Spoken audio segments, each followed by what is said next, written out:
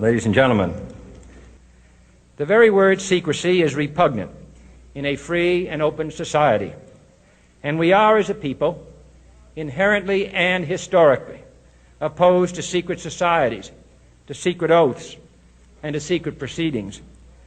We decided long ago that the dangers of excessive and unwarranted concealment of pertinent facts far outweighed the dangers which are cited to justify it. Even today, there is little value in opposing the threat of a closed society by imitating its arbitrary restrictions. Even today, there is little value in ensuring the survival of our nation if our traditions do not survive with it. And there is very grave danger that an announced need for increased security will be seized upon by those anxious to expand its meaning to the very limits of official censorship and concealment. That I do not intend to permit to the extent that it's in my control. And no official of my administration, whether his rank is high or low, civilian or military, should interpret my words here tonight as an excuse to censor the news, to stifle dissent, to cover up our mistakes, or to withhold from the press and the public the facts they deserve to know. For we are opposed around the world by a monolithic and ruthless conspiracy that relies primarily on covert means for expanding its sphere of influence, on infiltration instead of invasion, on subversion instead of elections, on intimidation instead of free choice, on guerrillas by night instead of armies by day. It is a system which has conscripted vast human and material resources into the building of a tightly knit, highly efficient machine that combines military, diplomatic, intelligence, economic, scientific, and political operations.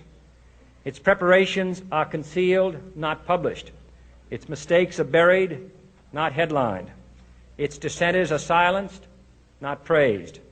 No expenditure is questioned, no rumor is printed, no secret is revealed.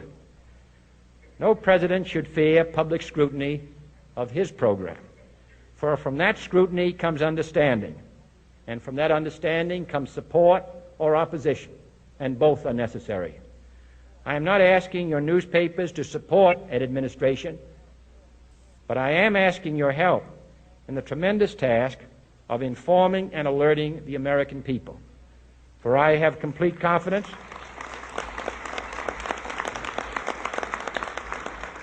in the response and dedication of our citizens whenever they are fully informed. I not only could not stifle controversy among your readers, I welcome it. This administration intends to be candid about its errors. For as a wise man once said, an error doesn't become a mistake until you refuse to correct it. We intend to accept full responsibility for our errors, and we expect you to point them out when we miss them. Without debate, without criticism, no administration and no country can succeed, and no republic can survive. That is why the Athenian lawmaker Solon decreed it a crime for any citizen to shrink from controversy. And that is why our press was protected by the First Amendment, the only business in America specifically protected by the Constitution, not primarily to amuse and entertain, not to emphasize the trivial and the sentimental, not to simply give the public what it wants, but to inform, to arouse, to reflect, to state our dangers and our opportunities, to indicate our crises and our choices, to lead, mold, educate, and sometimes even anger public opinion. This means greater coverage and analysis of international news, for it is no longer far away and foreign, but close at hand and local. It means greater attention to improved understanding of the news, as well as improved transmission.